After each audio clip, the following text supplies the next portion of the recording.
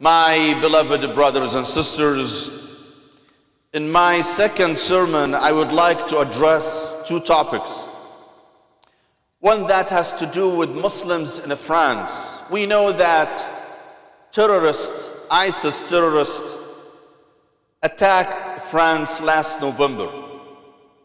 Some 130 people were killed in those attacks. But we should not forget that France has the largest Muslim population in Europe. With 10% of its population, 10% of its population are Muslims. Almost 5 million. Ever since those attacks took place in France, Muslims have been under immense pressure. There was an article yesterday in New York Times about Muslims in France and the hardship that they have been facing since the attacks.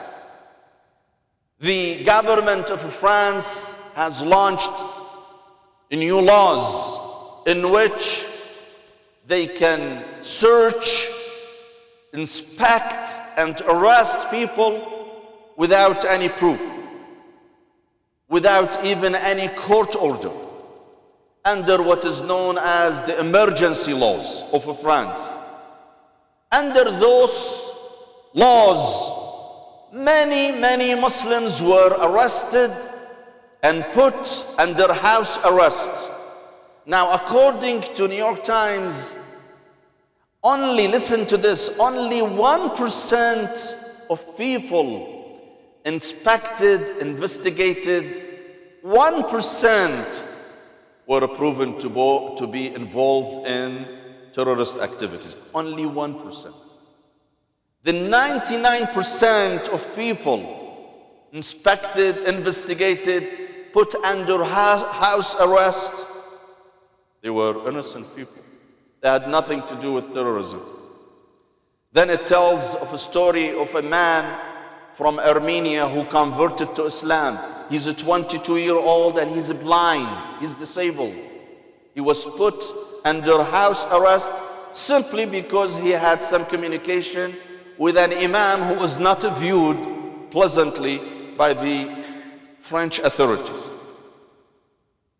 And now, when you read about France boasts itself as the mother of all revolutions in Europe. It is the place where the French Revolution took place in 1779, where Europe was the country spearheading human rights and individual freedoms in Europe. Now, in that very country that brags about its history, its revolution, its history for protecting individual freedoms, people are being stripped out of their rights and their freedoms under the pretext of fighting terrorism. Well, fighting terrorism should not come at the cost of stripping innocent people, innocent civilians, innocent citizens from their rights. That's not right. France always has been quick in condemning many Muslim countries for alleged violations, human rights violations, in Afghanistan, in Iran, and other countries.